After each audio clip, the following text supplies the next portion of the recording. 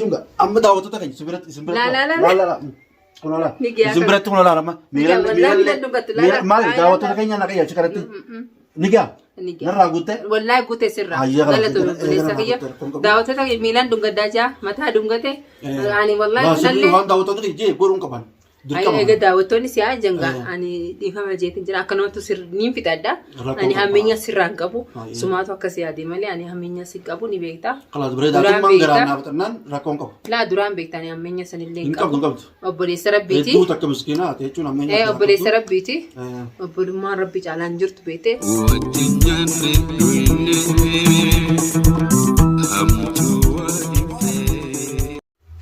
Assalamualaikum warahmatullahi wabarakatuh. Daawwattoota hordoftoota keenya arra Fatiha Tub haadha Hamza bira dhaqeetiin jira gaa dhiifuma gartee daawwattoonni keenya gaafadhu jedhaniifin bira dhaqee daawwattoota kiyyaafisuun bira dhaqeetiin isaanii jecha Fatiha dhiifuma gaafachuu deema. Kunoo arra Fatiha birattiin argama. Inshaallah Fatihaan xiqqooda isin dhufti haadha Hamza ala kana jirti. Haadha Hamza ol seeni Fatiha Tub yookiin Fatiha Baar arra akkasittiin faarsuu deema dhiifamaan kadhachuu deema daawwattoota keenya isin jechaan dhiifamaa kadhachuu deema Fatihaan akka biraatti illee gaa miskiina Fatihaan gaa inni beektan gaa isinuu maal jettin isinima garuu anaatu itti balleessa kaa dhugumatti osoon gartee isiis faarsuu osoon karasii jiruutiin gaa xiqqoo isin arrabaan haa ta'uunaan gaa anis namni kun ni jiraa biree haa ilmi namaa kun garba galaati narra laayinaadha arra akkasittiin gaa dhiifama sanuu isin gaafachuuf walumaanuu daawwattoota kiyyaa fi Fatihaas gaafachuuf dhufee Fatihaa biratti argame inshaallah Fatihaanis gaa xiqqoota ol seentii dhiifama gaa akkasittiin gaa gaafadhee isin garsiisan jaa daawwattoota kiyya mee maal jettan balleessaa ajaa'ibaatiin balleessee dhugumatti balleessaa san gaa waa taballooti miti balloon silaa waan qarallee gaa waan badii qabdu silaa dalaguun qabu waan toltu waan isa fakkaattu akkuma gartee isin jettanii na faarsitanii gartee aboo bal'ooti wanni kun sirraa malu waan qaradiisi waan sirraa fakkaatu xiqqoo nama guddaallee taate haayita kana garuu waan nama guddaati ijoolluma rakkoon qabu maaliif daaddaa tana keenyaan namni waan toltu waan babbireedduu nama walitti fayyisuu fa'a nama walitti araarsuu fa'a nama walitti dhiyeessuu fa'a haadha Hamzaatiif abbaa Hamzaa fa'a walitti dhiyeessuu fa'a adda fageessuu sanirra walitti dhiyeessuutu narraa bareeda silaa walitti dhiyeessee narraa bareeda garuu suni jechuun badii xiyya fudheetiin jira soniifin gaa jechuun gaa daawwattoonni kiyya deem Fatihaa bira dhaqee Fatihaa sana arfadhu baarillee jechuun arfadhatanii baargaa mana jiru akka gartee walitti fayyanis waqattanii mana jiru ammayii soniifin gaa Fatihaa bira dhufee gaa Fatihaa dhiifama gaa sirriitti mataa fi miila dhungadhee akka isin jettanitti fayyisuu deemaa asumaanuu gaa noortofaan isin jaa mee haati Hamzaatis ol seentii badii nan qabuu fi tani nan qabne hunda ta'isiin naa himattu angaa badii anaa qabaa badii atin qabdu jeetiin gaa ta'isiin naan jettu hunda nakkaatullee nakka hubaatullee fudhadhee gaa akkasitti dhiifama gaafadhee isin garsiisaa daawwattoota keenya hanga gartee isin dhuftutti gaa haadha Hamzaa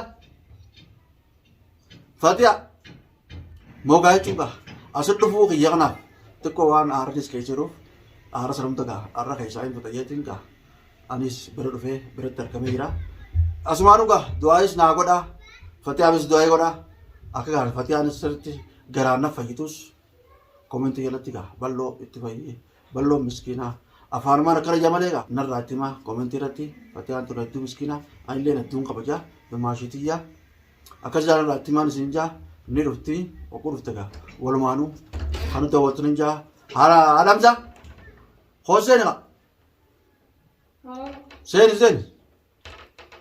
Sen haasa daawwattoonni kiyya kun nakin qeetiin bara Fatihaa kottu dhiifama Fatihaa bira dhaqee miila mataa irratti qufii gaa akkasi gaafadhu laakiin hin dhufa Fatihaa keenya ammas akkuma bartee keessaan bara jechuun dhiifamaas waliin teenyee gaa namni walitti nu araasee jirutti daawwattoota keenya agarsiisuu fi mee asumaanuu Assalamu alaikum warahmatullahi wabarakatuh akkam jirtan nagee qabdanii fayyaa qabdanii daawwattootaa fi kabajamtoota keenya na durallee haasoo jira waan inni ijoolleen dhageenye kunuutu gaa daawwattoota keenya na durallee itti jira bal'oo waan ijoo jirullee hin dhageenye kunuuti ayyi bal'oo barga wani dhufee jechuun kaa xiqqoo naatis tungabee daawwadhaba xiqqoo waan qabnuufin duraan ofumaan soo jiru atis gaa faraddu jettee waan arabsiteefin si gargalee fatihaa. Laa ani faradullee sin hin jenne garuu dubbii ijaa maaliif egaa na cinaa dhaabbattee na hojii dhaabbattee lolu jirtu sumaatu na gargare waan si gargaarsa illee beeku rabbumaa beeka. Ati guyyaa sana sin arabsa gaa jechuun faraddu waa hunda dhuftee naa himuu malee maal jettee. Laa ani waan hin ta'in. Laa egaa dubbii ta'e boodaan siin jee balloo ati faradaas fiddee anaaf ijaarsa kiyyuutu walitti nayite ammas deebite karaa illee gortee siin jee garuu anillee yoo badii taatellee dhiifama gama kiyyaa. Lakkii anaas balleessee nama arrabsullee lakkii badii ati fatihaa badii hin qabdu anaas balleessee. Garuu ilmi namaa tokko agarteemi eega badii isaa beekee balleessee dhiifama eega jee dhiifamni karaa biiti. Namni dhiifama jira yoo ati dhiifama gooteefis rabbiin isaa akkasuma dhiifama si godha. Ani amma saniin beekaafin eega gaati dogongora kee beeytee. Dogongora kee jisarratti hin beekeera. Beeytee ammas baatees dhiifamas jette anaa miti. Daawwattoota illee jettee jirta. Dhiifamni karabbiti namni tokko dogongora isaa eega baree waan dalagu jirtan gochi keessan si sheeneessee yoo dhiifama jette an dhiifamni karabbiti rabbiinis dhiifama namaaf ni godha anis waa ilma namaati dhiifama si godhuu waan jiru dhiifama siif hin godha. Dhugumaa jechuun garaa bitadhu. Ani garaan qaba dubaraan amma yeruma sani agartee yeroo dubbina akkasitti deemu jirtu san baatee waan fetellee jettee dhugaa anaaf abbaa Hamzaallee alhamdulillah akka walitti aarree naafne. Naafne rabbi walitti sanarraa. Anaaf isallee dhiifama walii goone. Anaaf isa dubbiin anaaf isa jechuun dubbiin duraan bar waan kaate. Dubma kiyyaaf kaasaatiin anaaf inni nu fixanne isinis kanas ganaa fixachuu qabdanii waan joonna keessa jirti. Kun bareeda. Duraanis gaasuma achaanis akka gartee inni sirratti fuudhe eegaa duraan illee jechuun sirrumatti sibira dhaabbeera. Eegaa anis achi booda si garagaluu fayyisaniif dhiifamaa jechuun irra deebi'eeti. Daawwattoonni xiyyaallee jechuun hedduu maaliif fatihaa asitaa fatihaadhaaf dhiifama gatti fatihaa bira dhaqee kadhachuu qabdaa. Laa dhugaa akka daawwattoonnis waan jaanis maaliif ani tu intala dhalaati obboleetti dhalaa ni qabda jaartii akkuma manaa ni qabda ilmaan dhalaa qabda namni dhalaa roorrisi arra borus sanumaa wanti isa maaliif yoo ani roorrisi arra boru jaarteetis akkasuma itti roorrisanii akkasuma sani egaa rabbiin gaas si barsiise si beeksise ani waan hin joon qabu dhiifamni karabbiti daawwattoota keenya. Dhugaa rabbi isinillee keessaan dhuftanii balloo komentiin isinillee itti ka'u jirtanii. Akka miskiinallee itti himee anillee jechuun hangasumaan aare kanaa illee qabu. Aareen gaas gargaarsaniif dhiifama jechuun. Fatihaa maaliif tuutaa maaliif itti garagartaati maarri namaati ogguu takka gama ilillee ogguu takka gama fatihaa ati amaluma akkam qabda jettanii komachuu turtanii dhugaanis dubbiin san harkeetiin jira balloon otuu cinaa dhaabbachuu jiru hangam takka utaalee ammas lillii bira dhaqee lillii deeggare. Nimbeeko badii isaati. Eegammoo badii fudhatee isinillee dhiifama jee jira. Anillee kunoo dhiifamni sanuu ni giyaa barnagumaaf jarartee malee. Walumaan nu gaafatte. Daawwattoonni keenya lakkee harkoo qabaa. Fatihaa bira qaamaan dhaqee fiidiyoollee marii akkas gartee dura waan biraatu martee gallaqqifta. Dhiifama gartee faradaa biraa ni barta. Faradaa biraatu martee gallaqqifta. Buta keciti fuudhee gallaqqifta. Buta kafatihaa hidheetee waa himtee gallaqqifta. Waan akkanaan marta kana dhiifama kanas maruu qabdaa. Dhiifama kana marii akkasii nu gallaqqisa akkasii isaa mannaadha waan isaan naan jedhu. Dhugaa balloon egaa baree qilleensarra baay'ee dhiifama jee ani sanuu naaf ga'e maaliif eega namni badii isaarraa deebi'ee dhiifama jee walumaan dhiifama nu gaafate isinillee dhiifama gaafate jira ammas saniin geewu jee mana kiyya dhufee jira. Ani egaa namni mana isaa dhufee deemii jechuunis qaanyidha. Egaa waan nu aadaa keenya keessa illee jirtu eega mana kiyya dhufe waan naariif hin qabu dhiifamallee godheetiif hin jira gadaarlee fixadheet hin jira amma kiyya qofaa miti amma dhiifamni garaaftatee garaan qabu daawwattoota dhiifama godhaaf inni kunis garaan qabu hijaallee garaan qabu sirrumatti illee jechuun hanga sana anuma mati malee duraayillee hanga duraayillee keessa jiru illee galataafillee nama qabu daawwattoota biratti. Najina dhaabbilee sanbar kaatutti hin jiru bal'aa. Laa si kaatutti hin jiran. Najina akka nama tokkotti dhufee icciti san baasuunis anaaf yaadeeti. Naa hime eega naa hime boodammoo ammas garagaree naddeebi'uu saniitu na aarsee ani. Egaa duraan najina dhaabbatee naasii bira jiraajee eega na wajjin lafa hojjiru. Ammas hangam takkaanii saniin na aarsee garuu dhiifama godheetu hin jira. Dhiifama kiyya qofaa miti ammallee siifi baar jidduu waan jirus fixaddaa dhiifama walii godhaa. Isin obboleeyyanis saayima. Yoo sumaatu waliin waraana saafa. Eeguutu dhumte. Fixaddaa. Tolma nama biraan raangee warra. Laa duraanuu bar sauma dubbii kanaa waliin dabdanii. Sauma keetii sauma isaatii mee.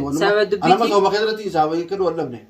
Kiiloomeetira naannoo naannoo sanillee oomfi waliin jira. Kana jechuun oomfi yoo feete maaliif waliin ofitteetuma akka daawwattoota kanitti walitti sumaraasuun mala rakkoon qabu tan ammoo tabaarii fi tatiyyaa sumara diineeti atummaa wal nu fayyifta. Ani gama kiyya immoo fixadhee inshaallah dhiifama godheetiin jira oomfiin tarabbiiti hordoftoota kiyya balloollee badiisaa baree manallee dhufee dhiifama gaafatee akkaan amma dura dhiifama gartee kaa tanammaa jechuun daawwattoonni keenya harkuuf waraabnee dagalagisuu waan malee akkaan keessaan dhufee dhiifama gartee sirriitti gaafadhees daawwattoonni ibsi jechuun gaafadhu. Maal faanillee har'a dhiifama yoo sideessillee bakka biraatti beekte dhiifamni diduun ta'u eeggagaatis ifkaatti deebite akkasiiti ani gama kiyyaan fixadhee. Amma kanatti baratara lamaan si gaafadhe warra kana daawwattoonni harkuu malee. Olbaatee dubbattee saarkee barate. Mana keessatti dhufe jechuun osoo kaameraan marin deemumallee si gaafadhe. Dhuftee dhiyoo sanas garuu ajaja daawwattoota godhuunis bareeda. Maaliif isaanis akkuma nama keenyaati daawwattoota qofaa miti akka. Waan kanaas harkaniiti akkuma nama keenyaatti naas faarsuu ni qabanii hedduu naa arrabsanii beektaa dhiyootan. Arrabas waan barbaadate arraba daawwattoonni hedduus jaalataman. Daawwattoota keenya haqaaf dhaabbattee balloo kana jechuun waliin arrabsinaa jiin. Daawwattoonni siifin hima haqaaf dhaabbatanii takka ka sobaaf watti. Ani badiitii arrabsanii banneen beekaa. Badiif si arrabsanii baditee irra si deebisuu si arrabsu silaa isaan. Si arrabsu baatan balloon dhaabbattoatu. Anuun dhaabbadhu. Itti fufta. Ganaa meeqa laaqu teessa. Isaan arrabsaan kararraa hedduu deebiin. Kan si gorsu jira, kan si arrabsu jira. Saniitu ibsi bayyachisee malee. Arrabni isaaniitii fi gorsi isaaniitis hedduu jechuun kararraa deebisee. Sanis si bayyachisee badii keetirraa as deebitee malee silaati waa meeqa laaqu kaatee akka keetitti garuu rabbi si haa qaceelchu. Waan isin jettu rabbi si haa qaceelchu. Du'aa naa godhamee daawwattoota fayyadamu. Daawwattoota balloo shanus du'aa godhaafi. Daawwattoota tokkuma walii qabnaa minuun jiru. Tokkuma walumaanuu daawwattoota keenya du'aa godhaafi. Du'aa godhaa jiine. Anis mee qajeelata kana qajeelatiin jirallee beektaa amma akkasumas koomentii fi jechuun naas arrabsanii naas gorsanii himtan qajeela jeetiin jechuun fudhadhee karaarrattis mee du'aa godhaati akkaan an qajeelu koomentiidhaan gartee waa hundaa. Qajeeluun kun badiirraa deebiin kun qajeelummarraa tokko inshaallah rabbi si haa qajeelchu. Obboleessa biyya garuu. Balloon mujrimaa balloon akkana balloon obboleessaa jiiti balloon akkanaan jedhanii beektaa. Mujrimummaa sanuma qabdaati ni beektaa. Lakkee fatee akkasa kaaraan qabu lakkee. Yoo na rakkoo malee hin qabu. Daawwattoota nama. Daawwattoota yaani qoosaan itti godhan mujrimummaallee qabu. Shakli isaa mujrima fakkaata malee mujrimummaa qabu. Miskiina rabbi haa qajeelchu. Abbaan faarsaa isaanii hin faarsaa bara. Faarsi zamana kana abbummaa hin faarsaa. Abbaa hin faarsaa. Akkasitti daawwattoota nyaanni gama kiyyaan fixadheetiin jira. Kun ammoo jechuun amma daawwattoota keenya simbiratti kun olaanama. Maali daawwattoota keenya naqayya achi kanatti ni gaa narraa guuttee. Wallaahi guuttee sirraa galatoon obboleessa kiyya daawwattoota miilaan dungaddaa jaa mataa dungate ani wallaahi kunallee. Waan daawwattoonni ijee godhuun qaban.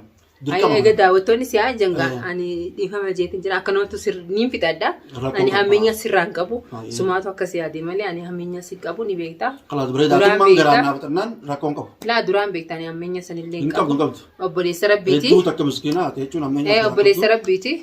Obbolummaan rabbi caalaan jirtu beekte rabbumaa waliin nu barsiisee obboleeyyaa waliin nu godhe biyya namaa keessa. Akkasiiti isummaan hatummaan. Dogongora keetirraa deebii ganaallee waan akkanaatti hin deebiine.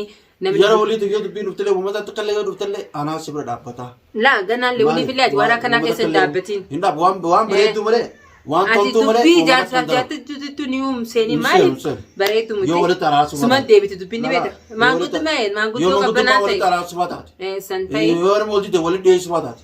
San bareeda. Waan badii keessa. San waan rabbiin jaallatu nima godheeti. Waan rabbiin jaallatu godhe. Shirkii iddoo yaatuu fi haasummaa iddoo yaatuu fi iblis iddoo ta'u hin ta'u. Arraboota hin ta'u yeetiin jira. Inshaallah daawwattoota keenya du'aa keessan hin jabaadha. Kunooti gaa isinis akkuma ani dhiifama godheef isinillee dhiifama godhaa fi waan siyaatti ni jirti. Egaa rakkoon qabu laata eegbaatti dhiifama naa gootan wanta akka bitaa biraa tanaaftu akka jira. Akkasitti inshaallah siif baari jiddullee alumaatu waliin seenee inshaallah baaraan mana hin jiru nasiiba guyyaatti dhufte mana hin jiru ba'ee jira.